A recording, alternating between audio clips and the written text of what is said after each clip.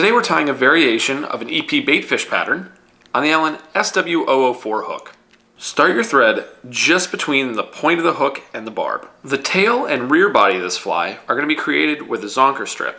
However, before I tie in that zonker strip, I'm going to do a couple things to prepare it. First, I'm going to add a small notch right in the middle of the zonker strip, about the same length as my thread base. That little notch is going to help anchor the zonker strip to the fly and will make the fly far more durable. Then, I'm going to take my zonker strip and create a bit of a taper to the end of it. This taper will allow the fly to swim more naturally through the water and will also prevent it from spinning. Here, I'm going to lay my rabbit strip right over the hump of thread I've created, making sure that the tips are slightly in front of it.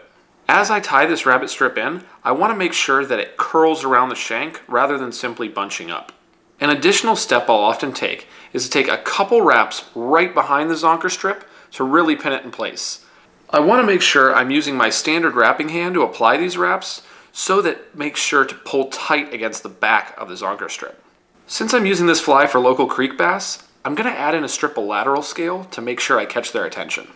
To ensure the fly has a nice natural baitfish taper, I use two different lengths of brush. For the body, I use a 3-inch brush, and for the head, I use a 1.5-inch brush. This means that I don't have to do quite so much work to taper the fly into the baitfish pattern. Tie in your first longer brush, being careful not to cut your thread on the tip of the wire. I'm going to bring my thread forward to the stopping point for my wire, and then just add in one single hitch to lock it in place. Now I'm going to preen back that brush material and then palmer it forward with fairly loose wraps.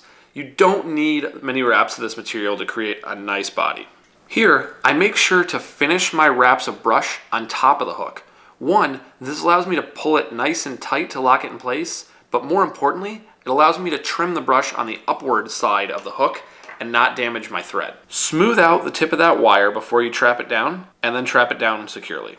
Now, before I tie in that next smaller length of wire, I'm just going to preen out these fibers. Now, I'm going to tie in that 1.5-inch brush, which will allow me to create a nice taper to the head. Again, I'll just throw that single hitch to lock my thread in place, and then bring the brush forward. Lock it down and trim it free just like you did with the previous brush, and then clean up the head and whip finish. I'll clean those fibers up into approximately the shape I want, and then I'm going to glue eyes on either side of the baitfish. Make sure your eyes line up equally on either side of the baitfish, and then push them together, ideally locking them against the hook shank while not gluing your fingers to the fly. While gluing in the eyes helps to flatten the profile of the fly, you will need to go in and give it a more narrow baitfish shape to the body.